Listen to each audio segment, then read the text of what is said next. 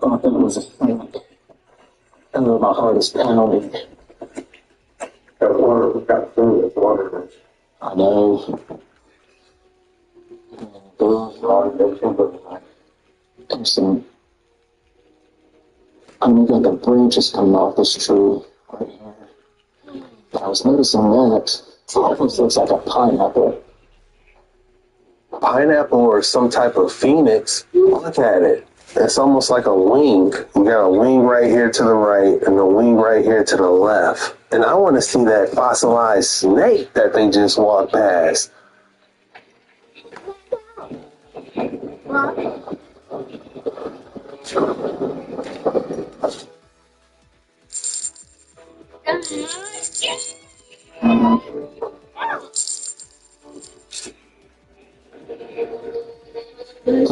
This is actual tree. Come look at the branches branching off of it.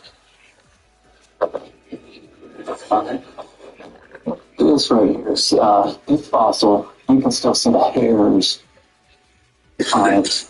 It's perfectly encased and perfectly intact.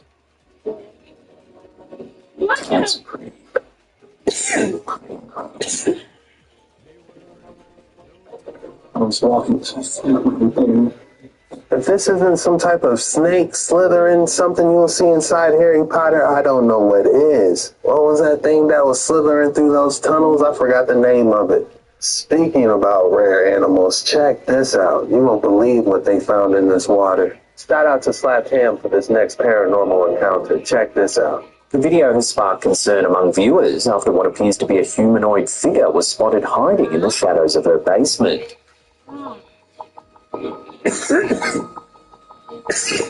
Focus on the area to the left of the staircase. As the footage plays, faint movement becomes visible. A subtle shift in the shadows, just enough to suggest that someone or something is standing there. How creepy is that? That looks like a full-blown person emerging from the shadows. Okay, remember how it's illegal to keep crows as pets? Well, this Russian man, maybe in Russia they do things different. Check out what this guy has going with this freaking crow.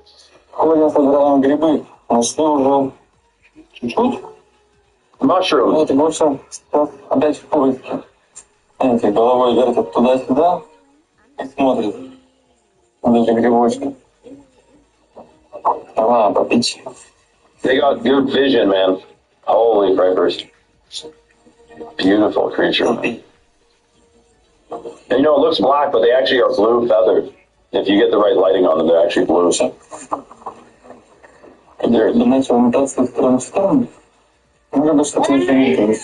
Yeah, those feathers do kind of got a blue tint to them. Almost like it's luminescent. Можете снять гриб. Я не вижу. Он качал за носом. Oh. Вот. Where's the mushroom? How did he spot that? Наш? Дай грибок. Очень дал, молодец. Good boy, man. Да. Я думал, ты сам съешь. Ну ладно. Ложку забрать. Oh, he's eating it. Все, иди прячь. It looked like he had some meat or something he was giving him. I don't think that was a mushroom. But how crazy is that? Is this a crow or a raven? Wow. So the trick is, if you have a bill, you can put money in your hand and have seeds in your hand. You teach a bunch of crows to bite the money first, and then you open your hand and give them seeds. You're training them to bring you money. You can do this, but you're not supposed to keep them as pets. But it's not like dolphins, where you're literally not even allowed to interact with them outside of an approved, like SeaWorld. At least crows, you can, befriend them, but you cannot keep them as pets. Which is shocking, because you could literally keep a bunch of weird stuff as a pet, but not a crow. Why?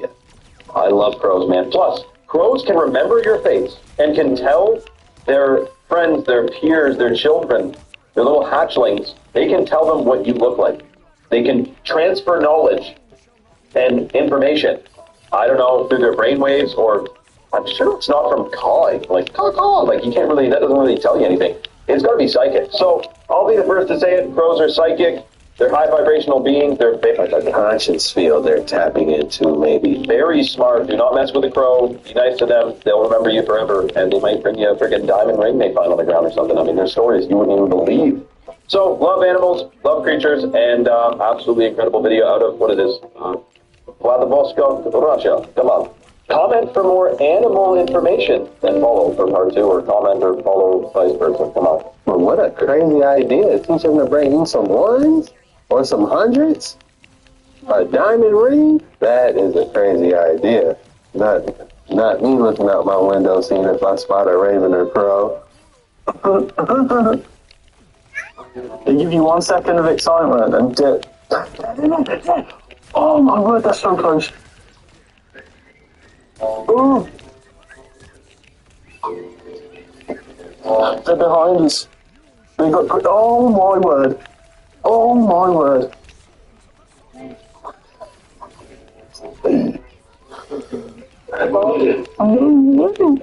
Pink river dolphins. Pink river dolphins, how rare is that? I thought they were extinct.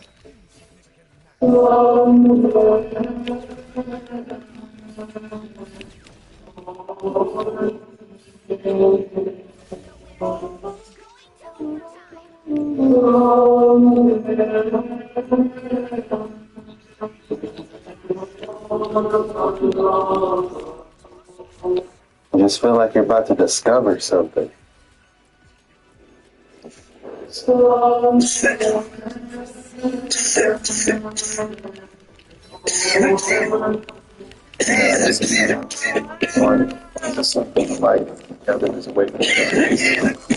My guest today is Aubrey Marcus, founder of Onnit, a health and fitness company he built around the idea of total human optimization. Not making a choice is a choice.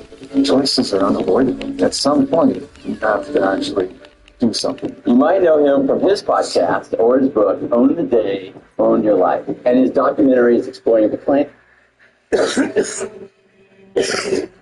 this next video, they go into the scary, dark origins of AI. Is it possible that they had some type of ancient AI system that they had going on back in the day? Maybe the damage. The original AI is ancient. Demons are the original AI. They are spirit programs. They are reactive background processes. They are not creative. They've been around much longer than 1963. Solomon controlled at least 72 demons. And Solomon's time was much more advanced and much more organic, holistic technology. He controlled them with the seal of Solomon. He was the Lord of the Ring of Demons. In Islam, they're known as jinn or genies. This is where we get the genie in a lamp. They can also be installed and uninstalled from people's bodies. They are commonly installed in traumatic moments, like hospital birth and circumcision. Solomon uses them to build the temple, employing the Shamir, another organic AI. That's where we get carvings like this and this. This organic tech was worldwide. Hold the phone, guys. Take a look at this crazy statue that he pointed out. I found it online, and I just wanted to share it with you guys, the detail of this marble statue. You know, like, it's breathtaking. You can see the actual rope. Like a statue made out of rope? That is insane. A marble rope. It's written about across many cultures. Fallen angels are demons, spirit programs, and people crossbred with them. People farm demons to make drone armies. Demons have been positioned throughout the world like watchdogs. Some of these clones even sever their ties with their origins. That's what the World Wars or Reset Wars were, a severance. That's what the Battle of Gog and Magog is. That's what the orphan trains are, and the orphan asylums. Dissemination centers for programs. They are easily mass-possessed for war and major societal changes when they're living in the Clone Wars. They are used like Doeg, the Edomite, to absorb karma. All the drones are compartmentalized. This keeps them stuck in vanity traps because they've been separated from others. They've been severed from reality and getting dream life. They never really dream, just memories and REM trance at best. True insomnia, mass insomnia. The severance from their dreams allows them to be used as dream portals for it. Genjutsu. For all my Naruto fans, they're stuck in a genjutsu. Back, the dreams have always been the front line in the war. The separation from the dream or reality allows people to do heinous things like this, and the spirit programs were already implanted long ago, if not generations ago. Heaven is base reality, aka dreams, real dreaming, and the dreamers are waking up. We are transitioning to the other side of the loop. The Bible is an explanation of the loop of events. One season is the producer season, one season is the parasites. The dreamers are the hosts for this reality. As they wake up, all the demons become activated, all the projections, all the background processes. Personalities are demons, programs that grow inside of you from the point of a trauma or from a high-stress situation. We have been split. People are split within, and the crossbreeding has created more fragmentation. Now people reincarnate randomly across the grid, and soul groups are fragmented, so when people meet, it seems more random. The separation allows for infiltration and usurpation.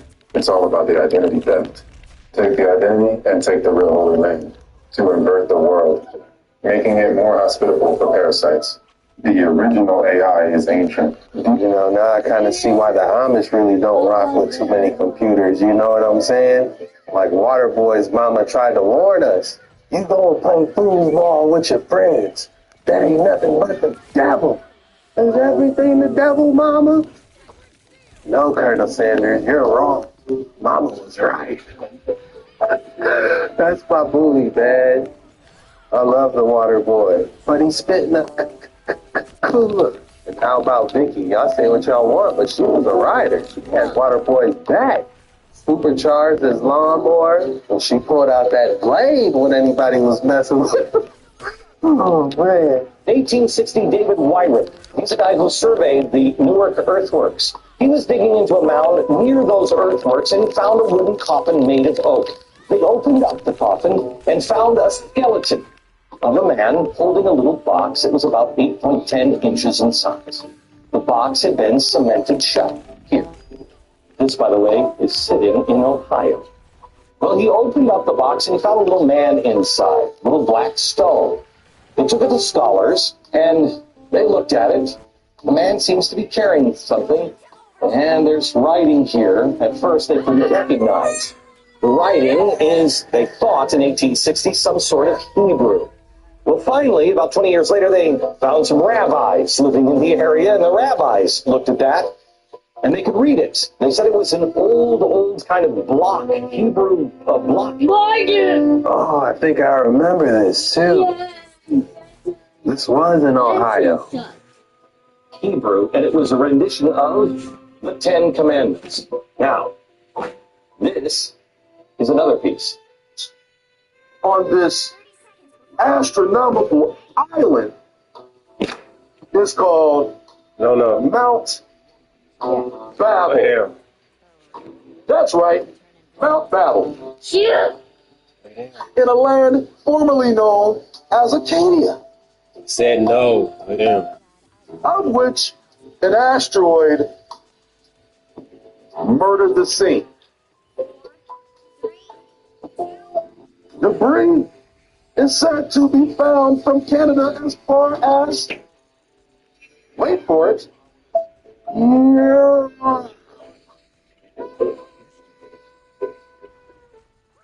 Hendrick. Good afternoon. My name is Jordan. I'm Ethan, your Honda Certified Technician. I'll be working on your vehicle today. Find that your electric car has 80% life. Front brakes are right around 30% life. I will send you over a quote for that.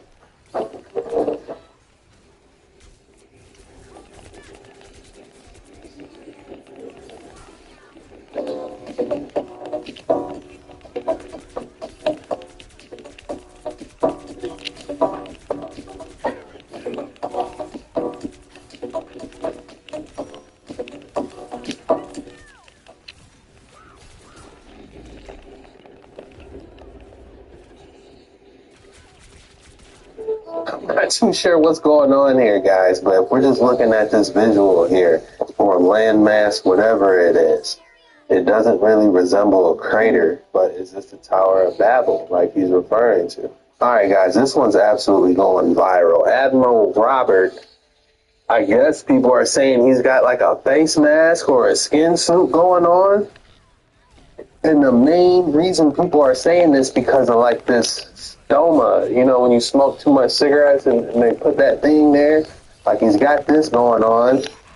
But he does look like he's younger and more vibrant, but he's blinking on the left side. You know, look at how he's blinking. You know, it's like I'm talking to you, I'm able to blink. You know what I'm saying? But the right side is like, you need to listen to what I'm telling you. The comments are absolutely going crazy. People are saying, so the real one blinks.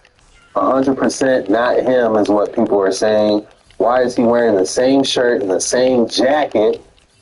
People are saying that's two different people. He looks much younger as well from the one from yesterday. Some people are saying they see Jim Carrey under this? Really? I don't know, man. Y'all leave my boy Jim alone. But yeah, so the summary from the comments are basically that the real one is blinking. Do not attempt to adjust your TV set. And why do I say that? Because Admiral Robert Howard was on Fox News to discuss some topics. When viewers do not attempt to adjust your TV set. And why do I say that? Because Admiral Robert Howard was on Fox News to discuss some topics. When viewers notice something wrong with the screen, have a look at this for yourself. Viewers took note to this part of his neck right here. That's stoma. I remember growing up, they'll show us those commercials, you know, why you shouldn't smoke cigarettes. And I was like, yeah, if you don't want to talk, you know, through this thing or, you know, put like a voice box there to talk, you shouldn't smoke cigarettes. And they stay. Some pointed out that it could be a camera glitch. Have a look at the video for yourself. This is the clip right here. Take a look at it for yourself. It was live on Fox News. Some viewers, like I said, claim it could be lighting, could be a camera glitch. You look at it for yourself and you make your own determination. And this side-by-side comparison has popped up all over social media. This is getting scary.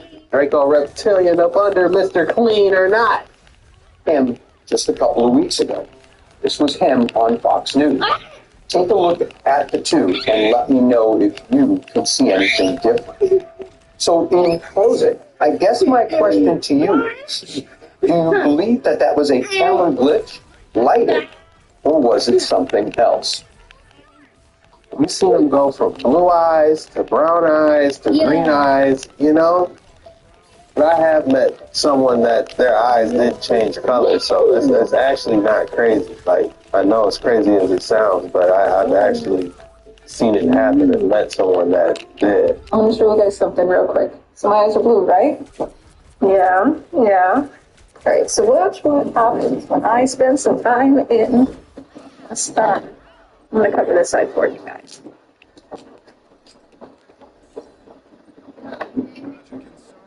Just a couple more seconds. That should be about good. We're going to come back inside.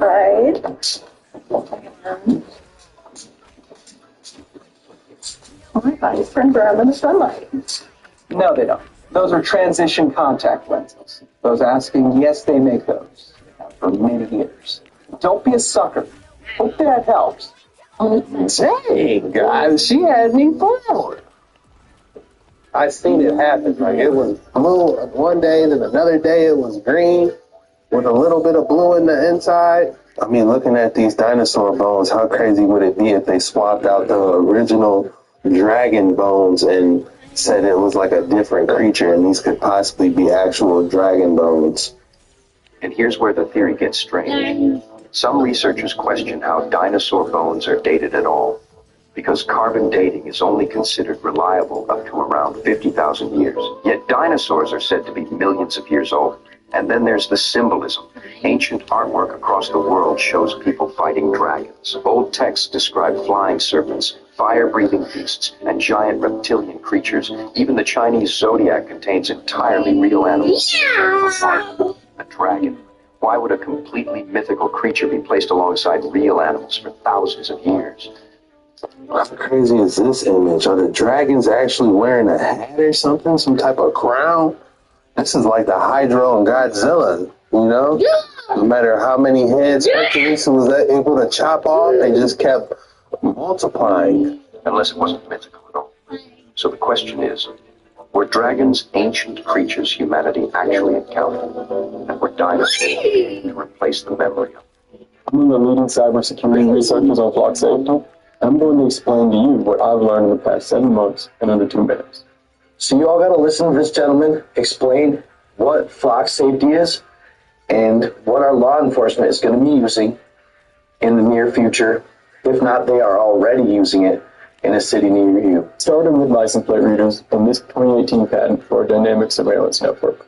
These LPRs feed video into their AI model, which is trained to identify people, vehicles, animals, and bikes. After the model was trained, they expanded beyond LPR to video cameras. Video cameras that live stream with people detection and vehicle detection capabilities. One difference between LPR and video cameras, based on their website, is that video cameras have people and vehicle capabilities, while LPR is exclusively for vehicles. Early in 2025, in a private seminar, they announced that all LPRs nationwide were upgraded into video cameras for free. So we can assume all LPRs are now video cameras and have their capabilities. So anytime you drive or walk past a flock safety camera, it detects your location, the time, and everything it can identify in the video, which is then stored for 30 days by default, and up to 5 years if your local police department pays for it. All this video becomes searchable content for you, your vehicle, or your license plate for however long they choose to store that data, but at a minimum of 30 days. Now, at this point, they needed more sensors in their dynamic surveillance network, so they created the Wing Gateway.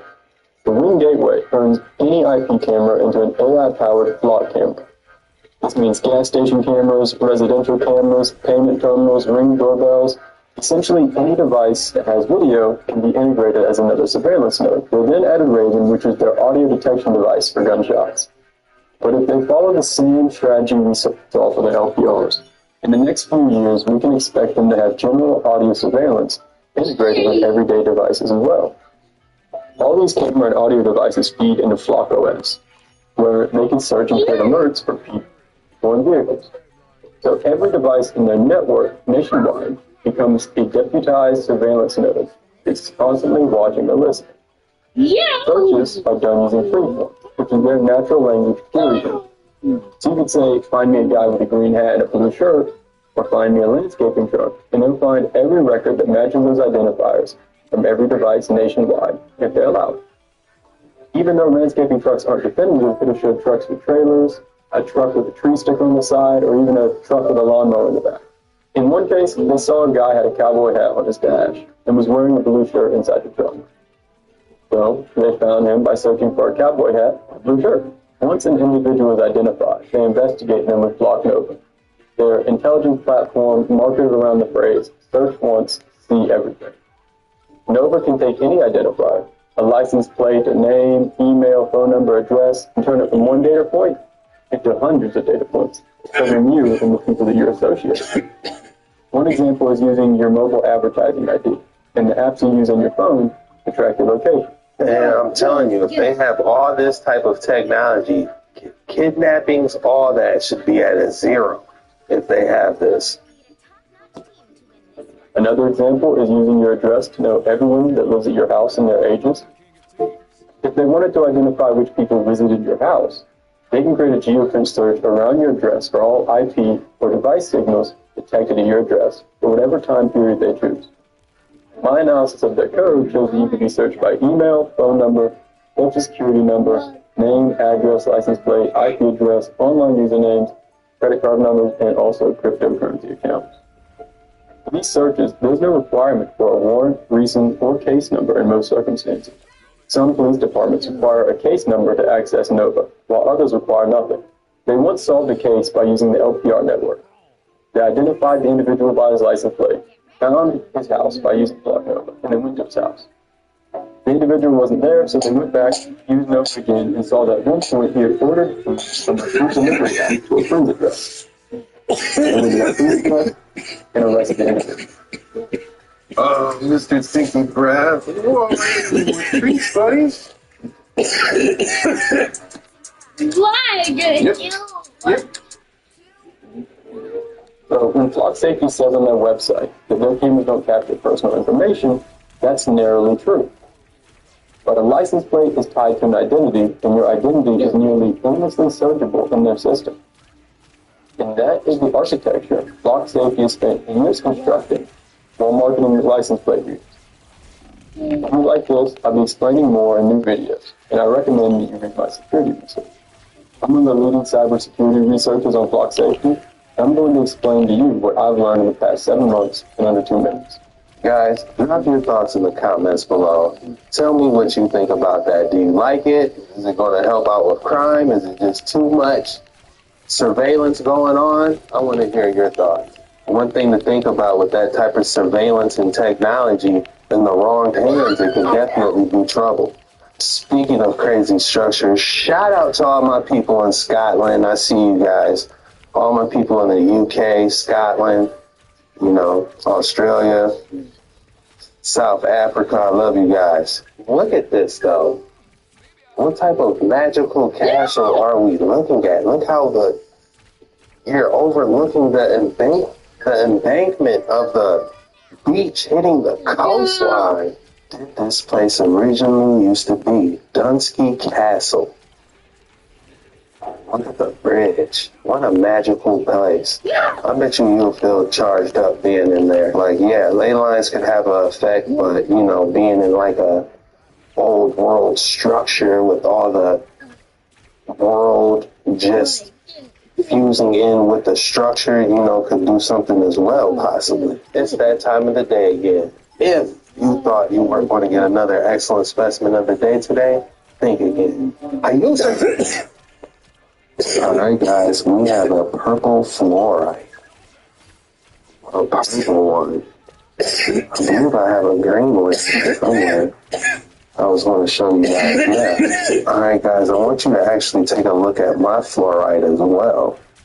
I have a green one that I'm going to put in the light and show you guys in the detail. I got this one at a mineral exhibit not too long ago. I got a couple other specimens there I want to show you, but I just believe it's the same shape as this, except mine is green. I'm going to name this Grape Slushy Pyramids, and I'm going to give this a 8.2. Grape Slushy Pyramids, 8.2. You seen these? Russia's got some of the weirdest rock formations in Siberia that I've ever seen. There are 7 of these, and they got me wondering why we shoved these into the ground before we had the wheel. There's a min here in France that fell over, and it was 280 tons. There was actually a row of these things, kind of like the Russian formations. How crazy would it be if those were fingers? Like a giant finger coming up out the ground. What are they? I never knew about these megalithic structures in Europe. Man, we learn something new every time we get on these waters, right?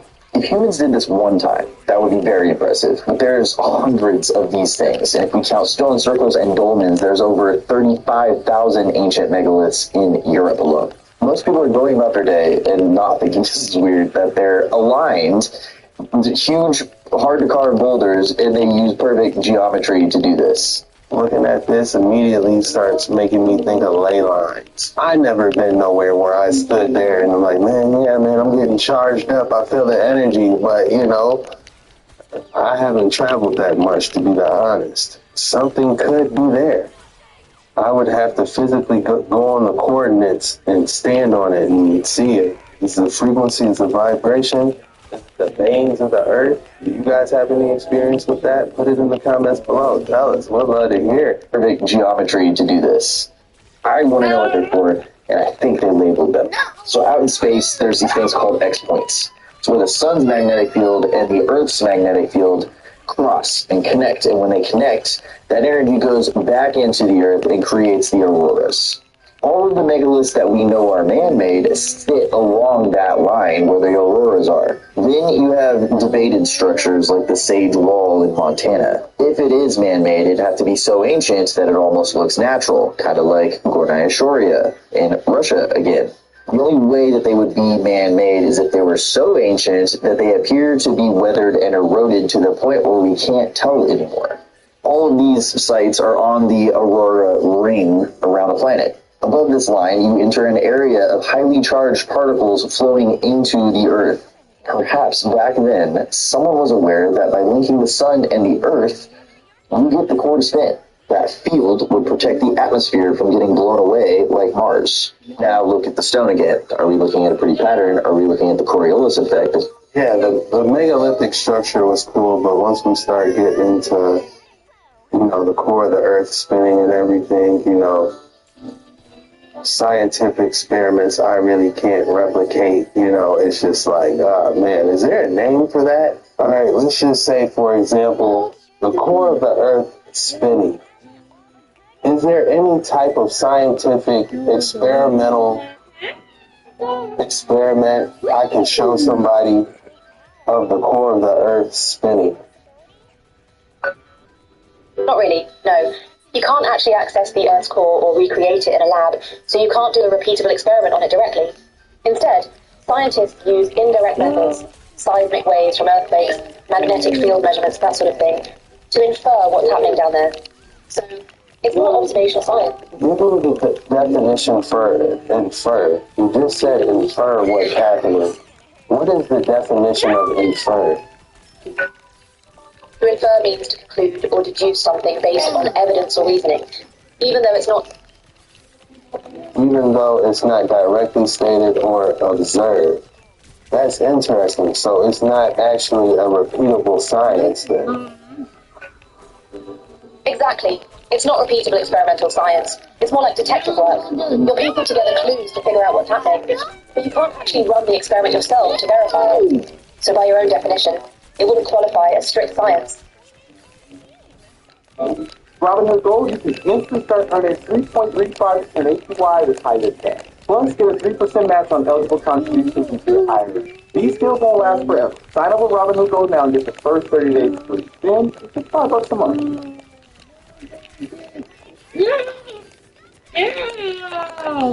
Before we start this episode, you should know that History in 5 is a series that teaches about America's greatest ideas in a fun, conversational, age-appropriate style for tweens. From civics to history to our U.S. Constitution and beyond. Enjoy more free videos like this for kids of all ages on our website. And for parents and teachers, subscribe for free to PragerUKids.com.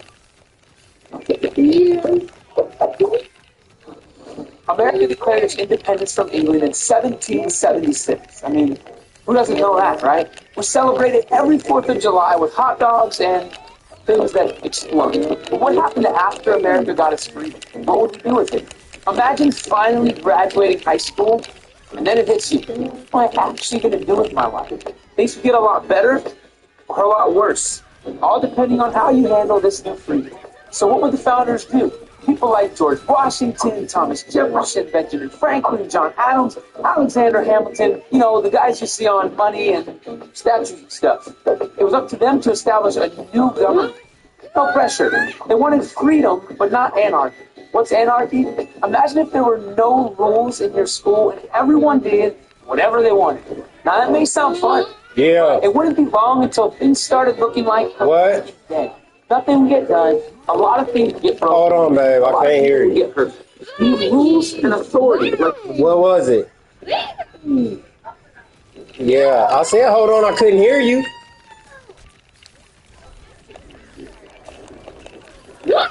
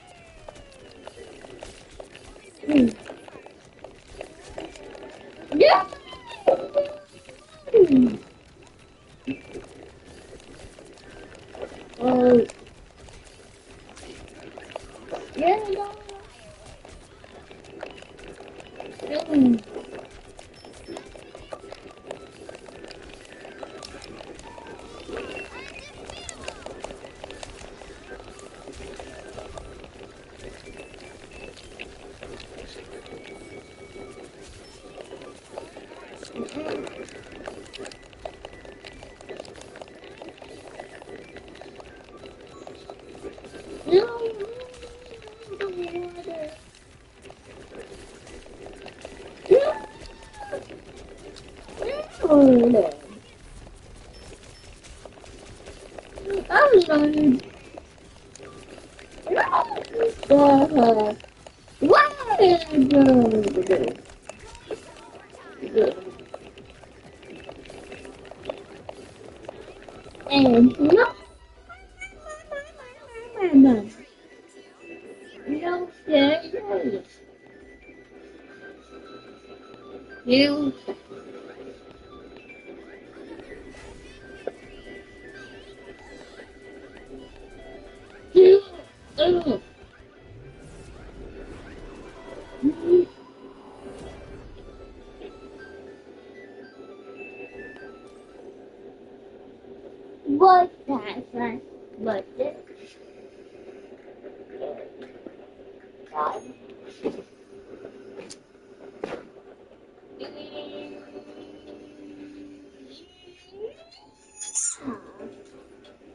So what's the big deal here? How come we can't do experimental science as the core science for all science?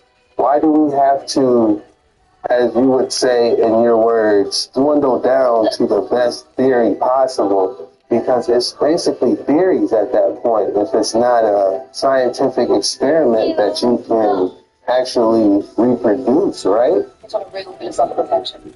Honestly, the practical answer is that some things are too big, too small, too far away, or too dangerous to experiment on directly. We can't recreate the core of the Earth or observe the beginning of the universe in a lab. So scientists made a pragmatic choice. They said, okay, we can't experiment, we'll use the best evidence we can gather and call it science anyway. It's a compromise. Not ideal by your strict definition, but necessary for understanding things we can't physically access. You're saying necessary for us to understand. I think it would be necessary for us to understand the truth and have repeatable experiments for us to classify it as a scientific fact. Wouldn't you think so? You've got a point, and honestly, a lot of philosophers of science would agree with you to some extent. If we're being strict about it, yeah, calling something a scientific fact without being able to repeat it is a bit loose. The counter-argument is that we know almost nothing about the universe if we held that line rigidly. But I take your meaning. There's a real difference between we can repeat this in a lab and... You're saying we would know nothing about the universe. Well, maybe that's beyond our comprehension then. If it's not a repeatable science, then we can't really take it as scientific fact, or else we're just technically just building theories on top of theories. You're making a really coherent argument, and I see where you're coming from. If we can't repeat it, we're building theories on theories, which is exactly what we're doing, with things like cosmology or Earth's core science. So by that logic, maybe those things are legitimately beyond our ability to truly know scientifically. That's actually a philosophically defensible position. We might just have to accept there are limits to what we can call proven science versus what we can only theorize about. Generated by a rotating Earth. Let's go back to the range. We have some rotating fields that create a grid and then a map of that grid. You're going to tell me that that curbstone is not that map. You're crazy. Curved map. Because if you look, you see they have triangles and squares on the side. Swirls could symbolize, but I also see squares on the side too. So I'm not saying it's the map that my man is referring to, but there could be something else at play. Only that curbstone is not that map. You're crazy. So theoretically, you start off with the very ancient stuff to get the whole process started. Then you come along and create this new grid system and connect everything together. The best part of the entire thing is in Nordic mythology, there are these giants that are said to have been crucial in creating the world. That's insane. That's all we got for today's episode. I'm standing again on this one. Let me know your thoughts if that's all right. It helps your boy move around, stay active, especially these long hours behind this keyboard and computer. You know, I'm a worker, man. I used to work at a paper mill. I'm used to being on my feet for working doubles. You know, you work 15 hours and then they'll give you the last hour for free if they don't need you. You know, at a paper mill on a swing shift at that, man, it was crazy. You rotate 3 different shifts. First shift, 2 weeks. Second shift, 2 weeks. Third shift, 2 weeks. And it just was a pace in your biological body. It's like going through like this washing machine, but you know, it's, if you wanted that money, You know, you had to sign up for that OT. You know what I'm saying? Get that double time on Sundays. You know what I'm saying? That was me, man. I was the coworker that was coming to bug you. You know, every chance the boss went away. You know, I was that coworker to come talk to you about the moon and all types of crazy stuff, man. That was me. We would have a lot of fun if we was coworkers. I'm gonna let you know right now. We would have a lot of fun. But that's all I got for today's video, man. What are you guys' plans for, what is it, Memorial Day weekend? What y'all grilling? Y'all grilling something? You know, I ain't getting no invite. Throw an extra steak on the grill for your boy Jet Ski. You know what I'm saying? But y'all know the vibes. I love you. Code word is science. They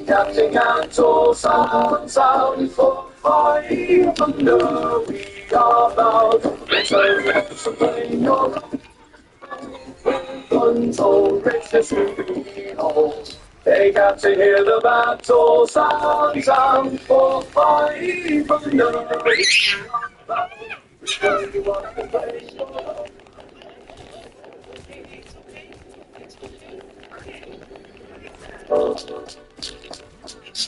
Come on in. I would not be living in this home if it weren't for DoorDash. We were living in a 1,000 square foot house with 4 kids. Something had to change, and that's when DoorDash came in.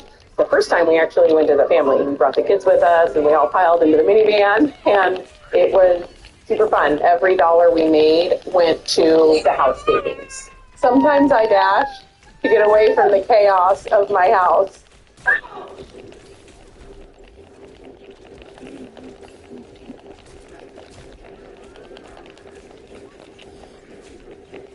One of my subscribers told me they knew the difference between a regular missile and an anti-ship missile. And he said, Ryan, Max, always looking to get the military side of the story right, and we're seeing this weapon in the headlines a lot. Can you tell us how an anti-ship missile works? What makes it unique? that is a great question from my work colleague there. It's always awesome when you see journalists who want to learn more so they can get the story right. So here's the difference. And by the way, it is totally understandable that someone might not know, especially if they didn't grow up playing Harpoon. But, you know, the news tends to describe every long, pointy object with a rocket motor as a missile, as if the Stinger, a Tomahawk, an intercontinental ballistic missile are basically the same thing with different paint jobs, and they are not. A missile is a self-propelled guided weapon. We normally classify it by what launches it and what it's supposed to hit and how it gets there. An air-to-air missile hunts aircraft. A land attack cruise missile usually flies to coordinates on the ground. Anti-ship missiles have a nastier problem, a harder problem. Hello, it's the person this event on, and in today's video, we're going to be imagining what would happen. Now that you mentioned that, you know, one of the things I know we can do, because it comes as a dry product, is you can actually take them, you know, the method I have, I squeeze them out, I weigh it in the tray, so it's the same every time, 2,900 grams for a cube in every other slot, just in case you're wondering. But, you know, it's the type of thing where, just like you said, I can cut my clones, I can weigh that tray, and then every day after that, I can weigh it, and I will know exactly how much water I've lost. So, it's really predictable. It's easy teaching the game like you never seen. Joey, Jay, Rambo, from both G's. This is the quote, second round free. From them, Colorado, where the day is green. We said the native voice for the SOP. Chuck to this podcast, yes indeed. Hey everybody, welcome back to the Jug Dealers podcast, where we discuss all things cannabis and lifestyle related, brought to you by the good people at 5-8, and as always available at jugdealers.net and jugdealers.shop. And where do we go for the samples? We can just go right to the same place. Go to jugdealers.net/samples. We do have a grower's form to fill out for you guys, to give us a little bit better idea of your garden. And then we've got 3 different packages that are available. So, obviously, we've had a bunch of people that have been requesting stuff, so keep that up. But we also want to make a special mention on, for any of those commercial cultivators, we are putting an extra tab out there. It's going to be more commercially driven because, you know, obviously that you know, those are really small sample packages for the individual grower. But we've had more and more commercial people hitting us up, and we want to let you know We don't want to leave you guys out. And they can reach out in the comments, too. They can definitely, anybody can reach out in the comments for that matter. So if you do have a commercial grow, at least for now, until we have a commercial tab, just reach out in the comment, section. We're happy to come on site. We also do have a bookings tab that's on there, too. So if you do want us to come by the grow, want us to come by an event, a cup, something like that, even a grow store. Also, as our calendars get filled up, especially in the summer season, you'll see more and more stuff that's popping up on that page as well. Try to give you guys an idea of where we'll be out and about, not only in the country, but also around the world, as we tend to get out and about with that as well. So we got South Africa in October. Yes, that is the plan. That got announced. The dates got announced for that South Africa trip. I want to say it's the... Man, I don't know the exact dates, but sometime October for sure. Quick Buy and Grow and Jack Imports and the SA Green Cup. And shout out to all you guys. And that's definitely going to be super stoked to go back to that. And I also just got back, which we won't get into it at all right now, but I just got back from my Grand Canyon hike. I know we had talked a decent amount about that.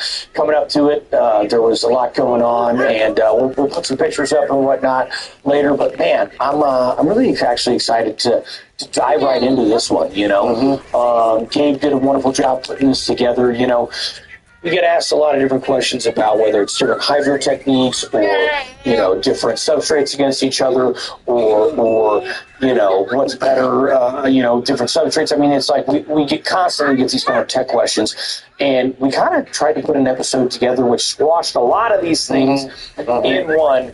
And we kind of got down to, hey, let's really talk about 6 very specific cultivation methods and dive into each of them rather than going, hey, let's try and touch on everything that's out there. We'd be here for multiple episodes. Yeah, I mean, there's so many different, everybody's got their special thing in a lot of places.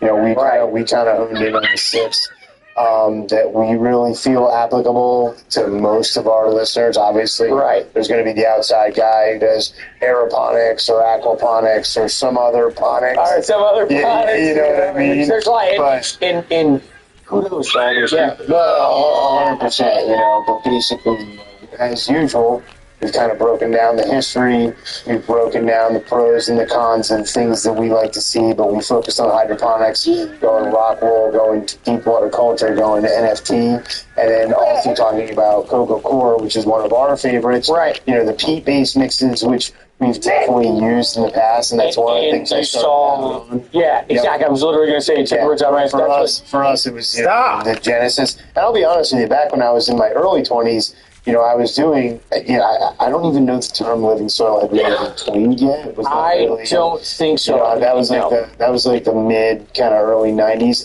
but that was how I started. And like I've said to a lot of folks on the show, it's a challenge because different, if you're using chicken manure or some type of other manure, they release, different elements at different times. Well, you really got to know you got to understand, but I was even thinking how, of course the term didn't exist, Gabe, because that's what everybody was doing. So there wasn't enough other things to even need a term for it. Well, there weren't as many grow stores. There was no internet. You went to the nursery. Typically a lot of... What you're about to see has sparked some unsettling theories online. While there may be a logical explanation, some viewers believe that it could be something more sinister behind it. The real hell on earth. Alright, let's see what he's talking about.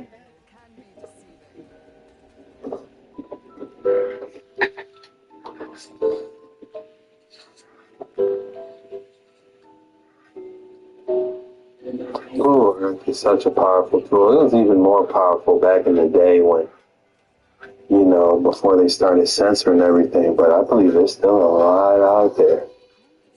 Could this be one of them?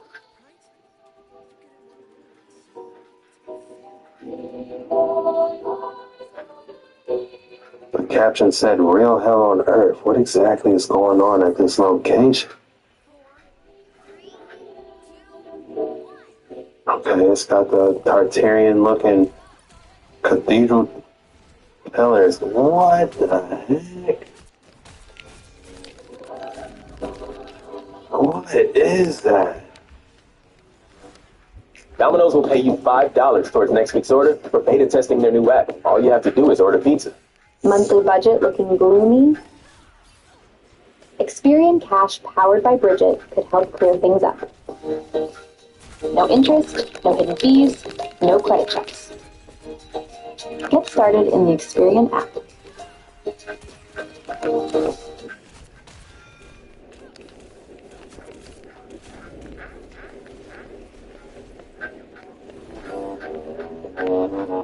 Did we find a predator, a frozen predator in the middle of, where is this?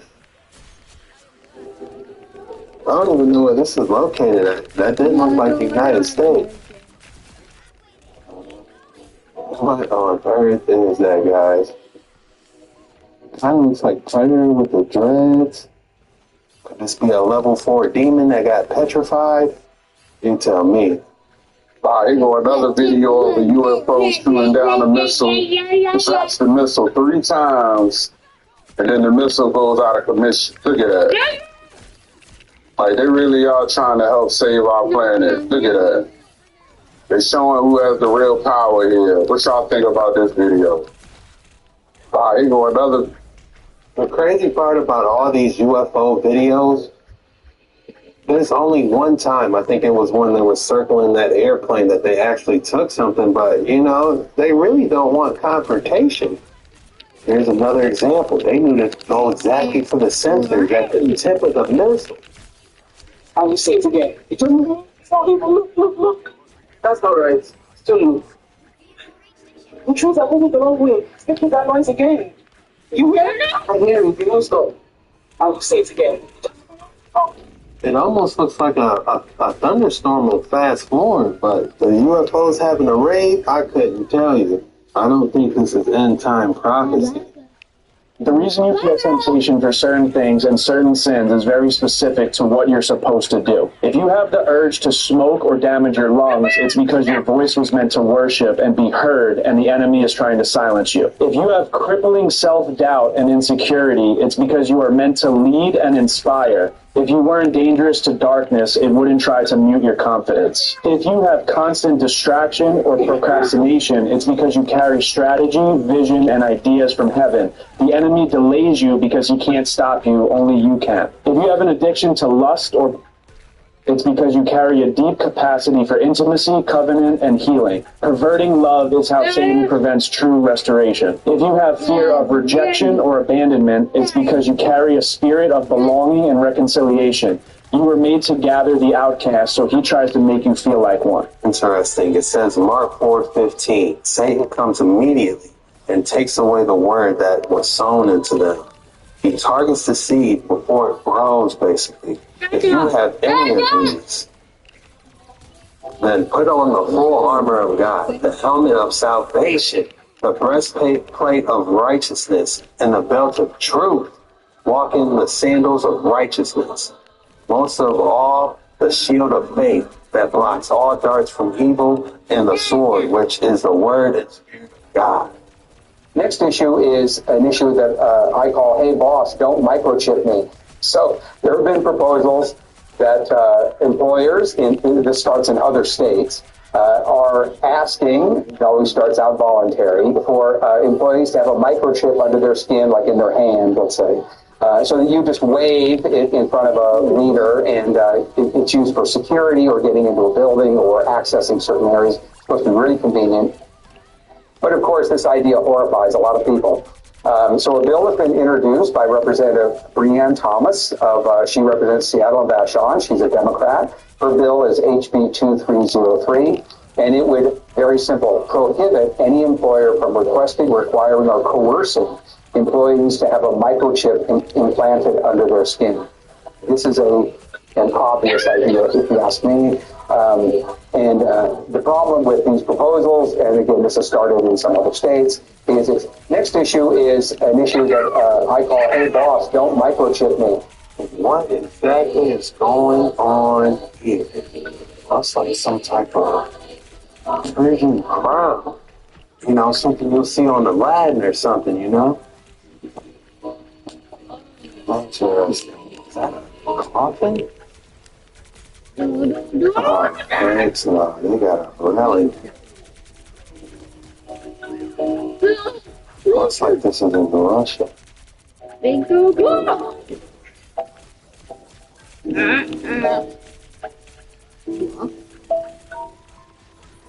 Interesting. I wonder what's going on here. St. Gregory.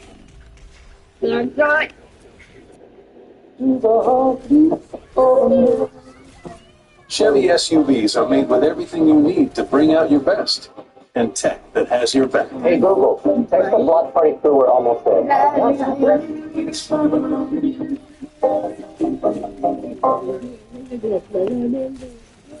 The thing that I think is so interesting about transformative experiences is that they act like a pill that rewires you. It makes you into a different kind of person. And what makes them interesting is in part this combination of newness and discovery and personal change that they bring. But another thing that makes them interesting is that they aren't like those other utterly mundane, important, but rather boring decisions that you make. Because they break our ordinary models for making choices.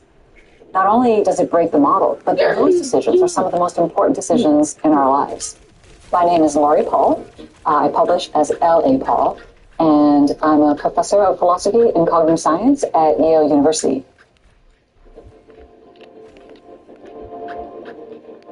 Chapter 1, The Epistemic Wall. I'm well known for my work on transformative experience and transformative decision making. So transformative experience is an experience that really has two important components. The first component is that it's epistemically transformative. And what I mean by this is that it teaches you something new. It's a new kind of experience for you. And essentially, it's the kind of experience that you have to have in order to know what it's like. And an easy example might be if you say you were colorblind and then suddenly put on a pair of chroma glasses and were then able to see color. And you might agree with me, I certainly think that until this person has actually put those glasses on and discovers what it's like to see red, there's a really important sense that they just don't know what it's like to see red. They might know lots about it, but they don't know what it's like. The other part of a transformative experience involves the personal component. So an epistemically transformative experience, like seeing color for the first time, might be important and interesting. It might be quite profound, but it might not be as profound as all that. And what I mean is, it might not change who you are. A personally transformative experience is an experience that changes what you care about, maybe how you understand yourself, really changes some of your kinds of fundamental core preferences, some of the things that you care about most. The interesting cases are cases where the epistemic transformation and the personal transformation come into play together. In other words, there's an experience like having your first child, being diagnosed with a terminal illness, going to war, getting divorced, falling in love for the first time, that is both epistemically transformative. It's a new kind of experience that you've never had before, and at the same time,